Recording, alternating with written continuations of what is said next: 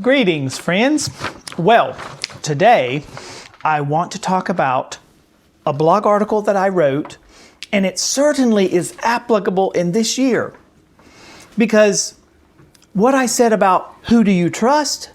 Wow, you wonder this year, who can you trust? Can you trust the media? Can you trust the medical professionals? Can you trust money to be the same for you and always be there? Didn't mean to alliterate that, but I mean, can you trust men? Can you trust all of these things? Can you trust the mass of people? Can you trust the system? And I wrote a blog article in 2009 about trusting the system with a question mark, trusting the system. And I talked about it because at this time in my life, I was experiencing a lot of the things that we have come to recognize on a broader scale today that we are having to deal with. And, you know, the potential of people going to jail over simply opening up their business or opening up their church. Not somehow complying with what some official has said when even the science is not there to support it. I mean, do you trust the system? Trusting the legal system who has an opportunity to hear cases and evidence that is clearly there, even videotaped evidence, and just deny to hear it? Or just dismiss it because they're fearful of being too accused of being a part of changing something when it should be changed, if the facts support it. Now, what will be happening with this election? There'll be losses additionally. There'll be wins additionally, as there is in places. But trusting the system to work for you is something that you really should not do. And there's one thing that you can trust. There is one source that you can trust. And the source you can trust is the Word of God.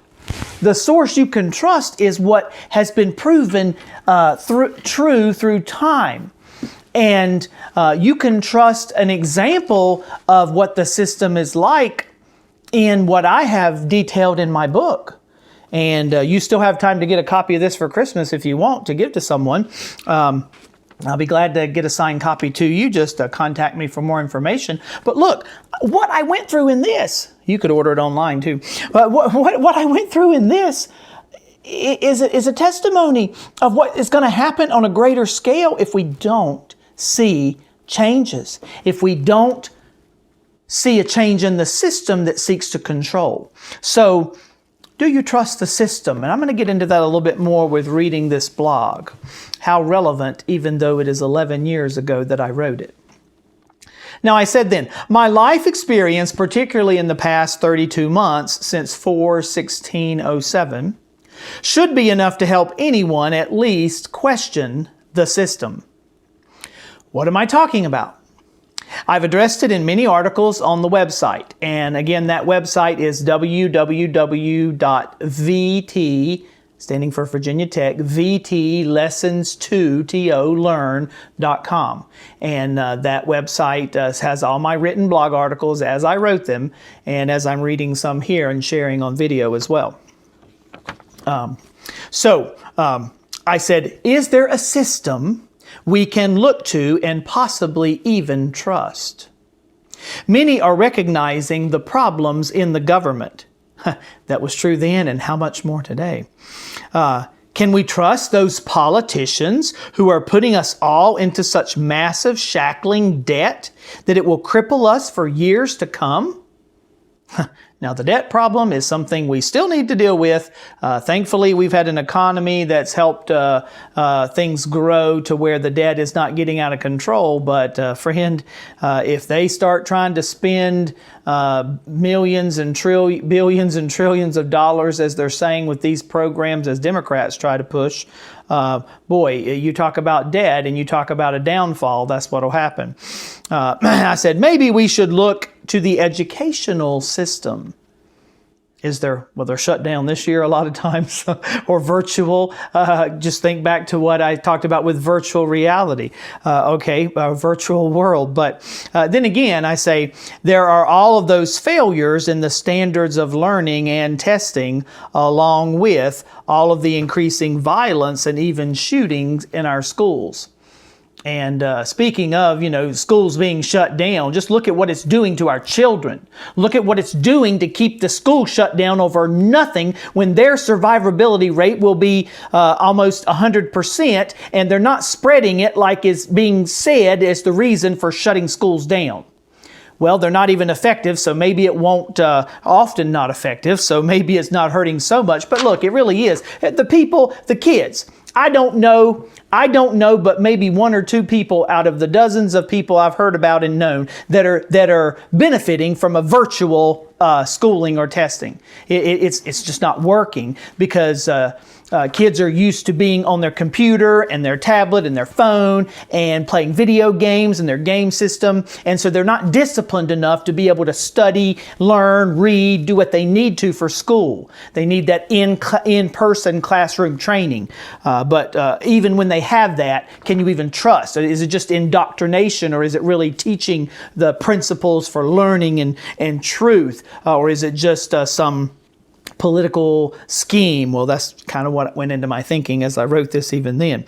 So there's failures in all of those testing, even in American schools, and maybe this whole thing will wake us up a little bit, I hope. Perhaps we can trust the medical system. Wow, can you do that? I said here, the healthcare debate is certainly bringing out many issues and problems there.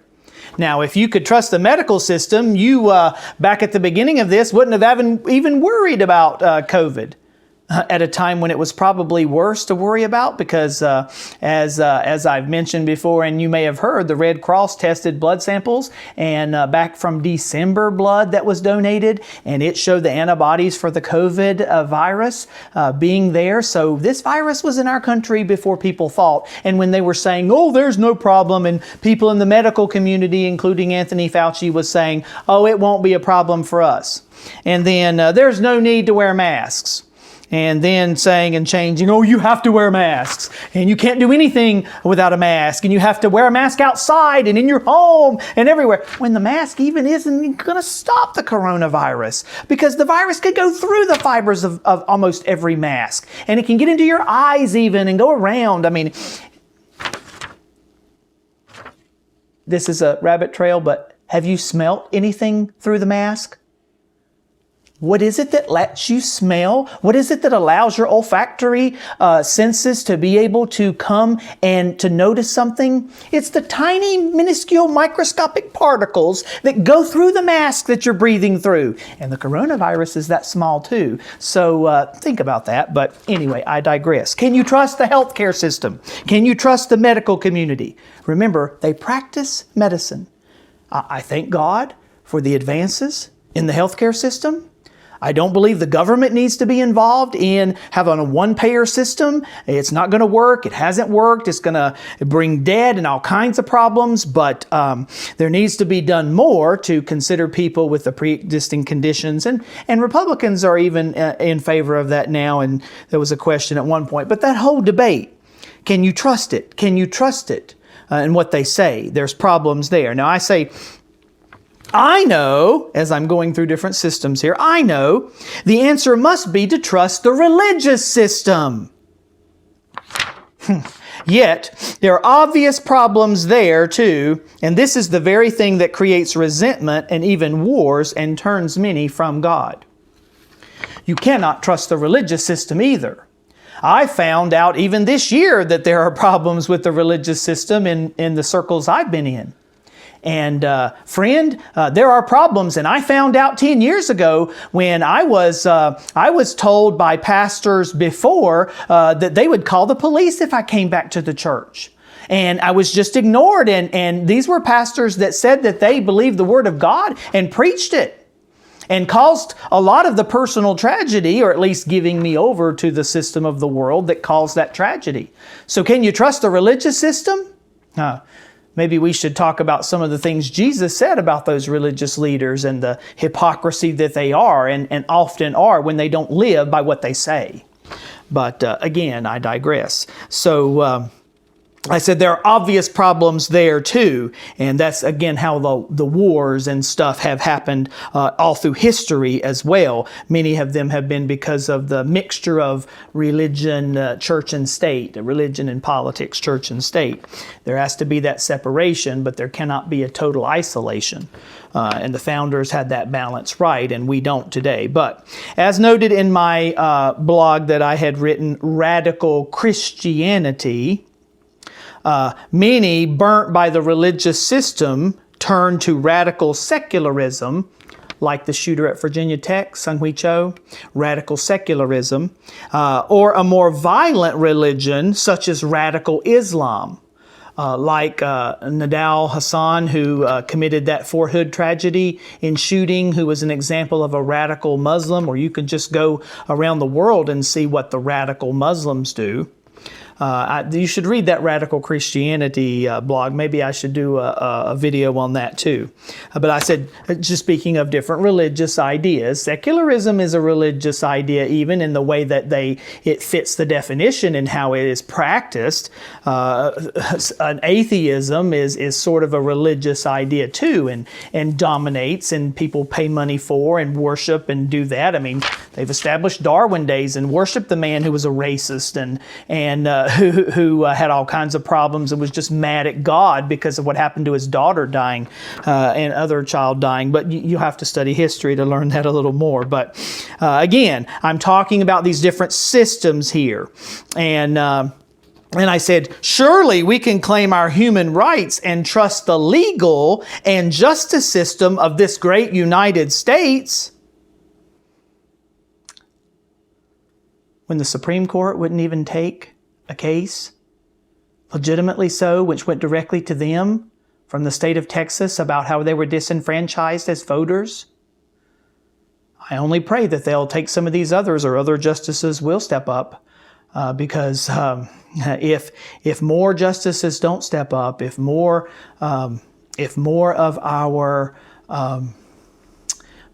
of our legislatures don't step up, if more of us as individuals don't step up, we're gonna see a lot of things happen that shouldn't happen, because it's not the will of the people of these United States. So can you trust the legal and justice system? Well, if it is what it's supposed to be, you can, and it takes time for it to work, and I trust it will in this case as we continue this process. But maybe you could trust, as I said here, the global body at the United Nations. Well, what has the United Nations done for us? They haven't done a lot. I mean, the nations get together there in New York, but what have they done in reference to Israel? Yet what has Donald Trump been able to do with the peace deals? Have you even kept up with that? Another peace deal recently? I mean, how many? Because he changed the way it's being done. And there's actually a chance for greater peace, even though we know biblically there won't be ultimate peace until the Prince of Peace comes back and returns. But that being said, again, as I say here, do you trust the United Nations? And I say, yet my forced and unjust experiences, even again this past Monday, illustrate many serious problems in the legal system. Now, I'm writing this in December of 2009. This is actually before I was wrongly put in jail and had written a poem that I want to share at the end of the year. But this is when stuff was still happening to me, and I was being railroaded in the legal system. And I learned how you can't just trust these lawyers. I had lawyers tell me to lie. You can't just trust that judges will do the right thing. I had justices seeing that I was not a problem, yet agreed to have me being forced on antipsychotic medication after a 2-hour trial, so to speak, and he didn't know what to do because he saw the evidence in front of him, but he said he just had to go with the recognized member of the hospital, the psychiatrist there, who was biased against me, even though he saw the truth. I think he smelt the food and was hungry because it was past time to eat, and so he just went ahead and ruled that I should be put onto the medication, which, again, you'll have to read the book to get more into that. But I'm telling you, friend, that can you trust the system? I certainly learned to be very cautious about trusting the system in any group like that. But are you trusting the system? If so, which aspect or which system and why? Now, likely you have been burnt or turned off by something that did not work as it was supposed to work. Maybe it was with some organization or possibly your own place of employment. Ever been burnt there? An employer ever say something that they would do and didn't follow through with it? Said you'd get a raise and didn't. Said you wouldn't have to do this, but you had to anyway. Said your job would be secure and it's not. Can you trust the places of employment? Perhaps you've even been turned off or mistreated in some church. And I definitely know about that too, and maybe you do also. But the answer there is not to just stop going to any church and being involved in worship with other believers. That's not the answer there. And maybe you've been pressured and disappointed by family members. Certainly that happens too. Sometimes the people closest to us, in fact, usually the people closest to us hurt us the most because they're close to us, and when they do things in their human flesh, they're going to hurt us. So sometimes family members disappoint you. Regardless of what experiences you have had or what you've experienced, you can identify with problems in the system.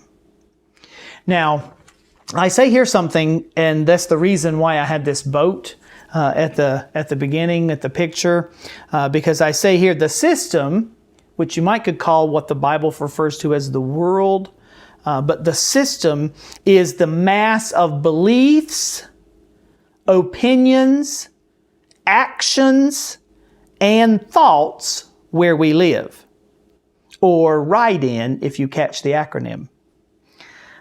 Now, the Bible talks a lot about the world system. Even in 1 John 2, I believe, in 15, he says there, love not the world, that is the world system, neither the things that are in the world. For if any man loves the world, the love of the Father is not in him. It's not abiding in him at the same time he's loving the world. For all that is in the world, the lust of the flesh, the lust of the eyes, and the pride of life, is not of the Father, but is of the world, that system. And the world is passing away with all its lust, but he or she who does the will of God abides forever. That's the system, the beliefs, opinions, actions, and thoughts, B-O-A-T, that is the world system.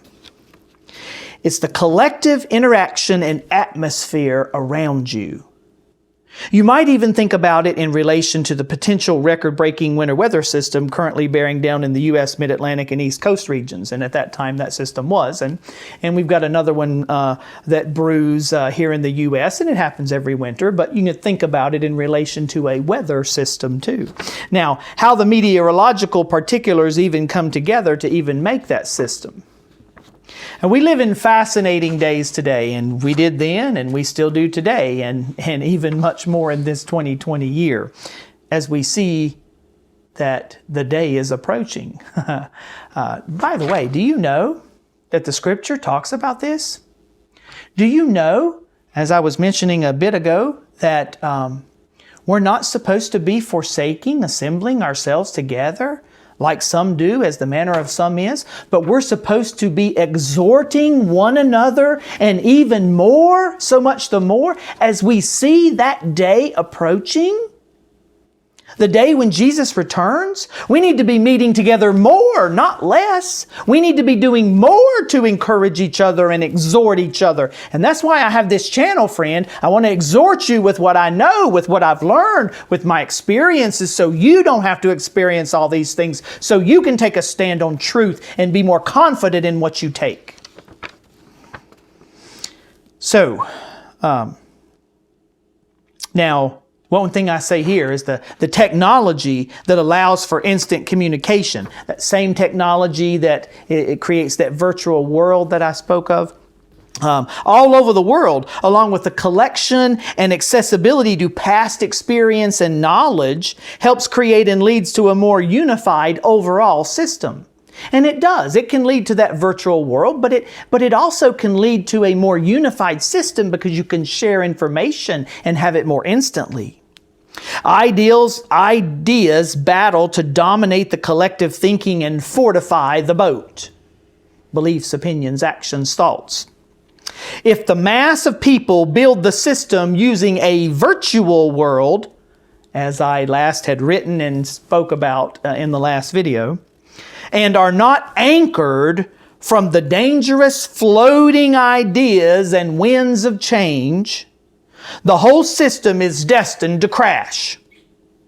Why is it that there are so many problems today and daily examples of human-initiated or directed tragedy? You know, there are natural disasters. There are hurricanes, tornadoes, fires, wind, and they affect people.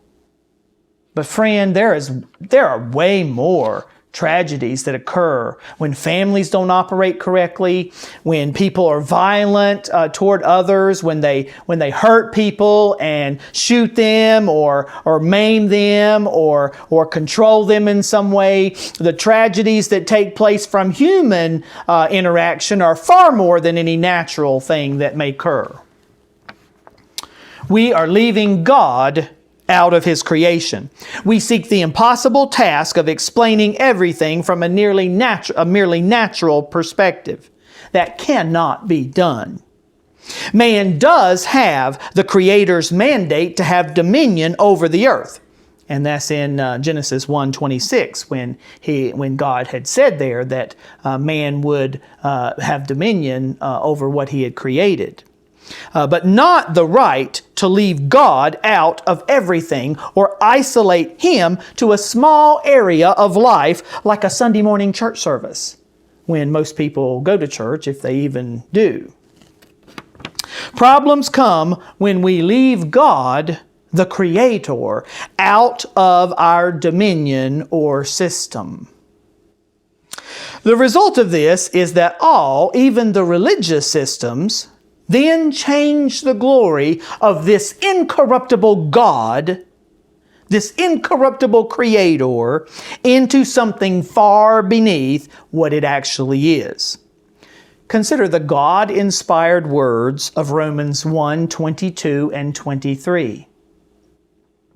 Professing to be wise, they became fools and changed the glory of the incorruptible God into an image made like corruptible man and birds and four-footed animals and creeping things. Friend, if you want God's best for you and for all those around you, then you'd better learn to not trust the system, but trust God, the Creator, and His inspired Word. If not, then you and all who choose this foolish alternative will experience tragic results. And that's detailed there in Romans 1:24 and following. And that's what I talked about God giving up. You could go back and look at that video, Does God Give Up? And I trust He's not given up on this country, and I don't believe He has. I believe there are a lot of people that see this and are waking up and seeing the change that needs to be. And friend, I hope you are too. And I hope as we enter this Christmas season and get closer to that day that you come to accept and honor this one who is the incarnation of God Himself, this person of Jesus Christ. So like this video, share it with your friends, share it with your enemies. Subscribe to my channel and hit the notification bell so you'll be ready for the next video.